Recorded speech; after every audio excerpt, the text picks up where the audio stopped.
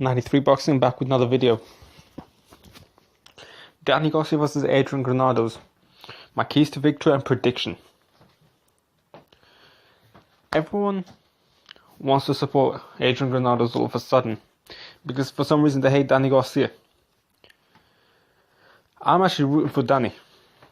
I think Danny Garcia, unless Crawford beats Khan right now, and I believe Crawford might just beat Khan, but that's a different video.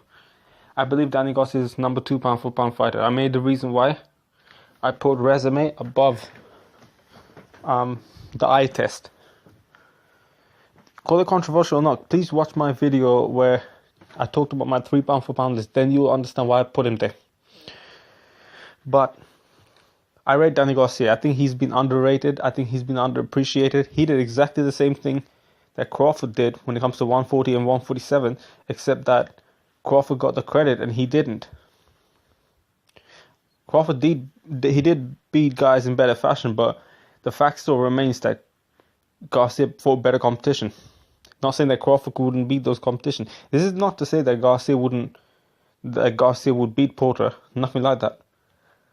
I'll probably say Crawford beats Garcia, but again, that's yet to be seen as well. Pound for pound, that's a different story. The thing is, I'm rooting for Danny Garcia, and I believe he'll pull this off. It will be a controversial fight, in my opinion, because what happens is people, in my opinion, don't know boxing. They look at high work rate, and they look at more output. They think that equals winning. But, professional boxing is not just about work rate. It has to be about clean, effective punching, the number one criteria. Then you have other criteria like effective aggression, ring generalship, and defense, okay? I felt like Danny beat Sean Porter for those reasons. I explained in my previous videos why I thought Danny Garcia beat Sean Porter. Danny in this fight will land more clean and effective shots, in my opinion. But Adrian Granados will be landing more punches. He'll just be landing more punches. Or he might be throwing more punches. He might even land more punches, but Garcia will be landing the harder, more meaningful shots. Adrian Granados seems tough. It depends on how he fights. If he fights aggressive, he will really come into Danny.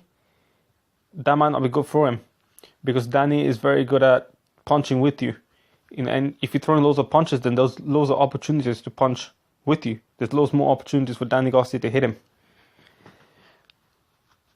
I feel, so as I said, just to sum it up, I feel the fight will go where Danny's winning, or Danny wins rightfully, and he will land Granados with the more effective, cleaner shots. Might even hurt Granados a few times here and there. If he hurts him badly, he might even stop him. We don't know. We haven't seen Granados with huge punches. I believe Garcia is a really big puncher, underrated puncher. Where Keith Thurman already explained in the video how big of a puncher Garcia might be. But anyway, keys to victory. Adrian Granados needs to box. He needs to be smart. He needs to use his feet. That's the most important thing about Danny is foot speed and foot movement causes him problems. Foot movement, just movement in general, speed and movement, those things cause a problem. Being able to box around your opponent, kind of like what Herrera did, kind of like what Khan did. Use the jab, move around. Kind of not what Adrian Granados is normally known for, but I think it's something he can do okay. He does have a high work rate. He just needs to be smart in that ring.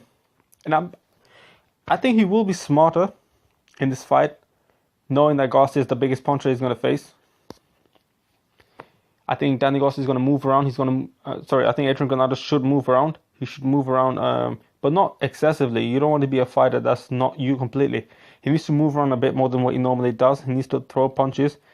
He needs to keep his work rate up so that hopefully he can land more effective punches. And he needs to, he's a shorter fighter. Or actually, no, I used to think he's a shorter fighter, but he's not really a shorter fighter. He needs to move around a bit better and throw more straight shots and not stay in there for too long, because then even if you don't get knocked out, Garcia is going to hit you with big shots and they will be scoring punches. Those are pretty much it. The footwork, the hand speed, the boxing ability, the foot movement, foot speed, and just being able to move around and box, being able to make Garcia miss. Those are the things that he has to do.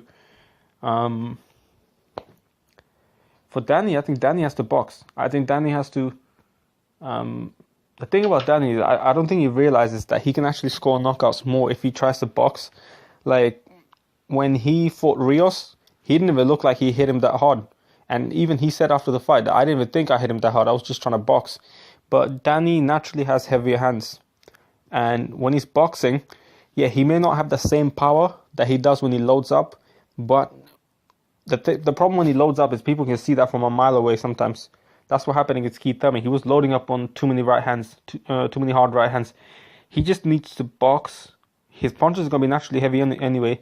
I'm not saying he shouldn't load up on a few shots. He should, but he should just box, keep his punches straight. That's one problem that he has.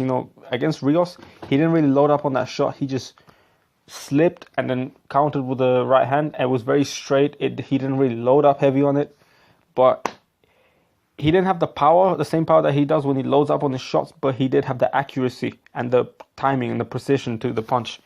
And that's why he knocked out Rios with that shot. And Rios has a chin. So there's no questions that Danny Garcia needs to box, in my opinion. He needs to throw more punches, because even if you don't throw too many punches, and you can still win in my books if your punches are effective and clean, like how he did against Porter. But it can sway the judges and it can sway the fans where, because they buy into the pressure, the sometimes ineffective pressure where people are just throwing a lot of punches. Danny needs to let people know that no, nothing's happening. I'm the one throwing loads of punches as well. And that way he can catch Granados. He has to go to the body.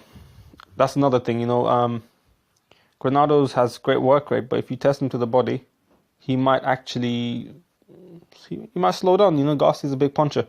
Garcia has to move around a little bit more than what he does. He has to use the jab. He has to straighten out his punches, and I think he has to box a little bit more. But yeah, he just has to be sharp and box and throw those bombs, but not load up the right hand too much. I want his right hand to be a little bit more straight, but he needs to go to the body. He definitely needs to go to the body. Those are the things that I believe these fighters need to do to get the win. I think Garcia is going to win. Probably a decision, or it'd be a mid-round stoppage, maybe like an 8th round. So decision or like an 8th round stoppage. Some people, there's quite a bit of people that think that Granada's going to win. And there's always anything can happen in boxing, but let's see, man. Let's see. I really think Danny Garcia is going to pull it off. There was one thing I really noticed, and I've seen the comments saying this, but even before the comment, I noticed this, that, what's his name? Granados actually looks like 6'9", Takashi 6'9" without the tattoos. Have you noticed this? He talks like him as well. Like, got that aggressive thing in his voice and shit. But anyway, 93 boxing, I'm out. 90.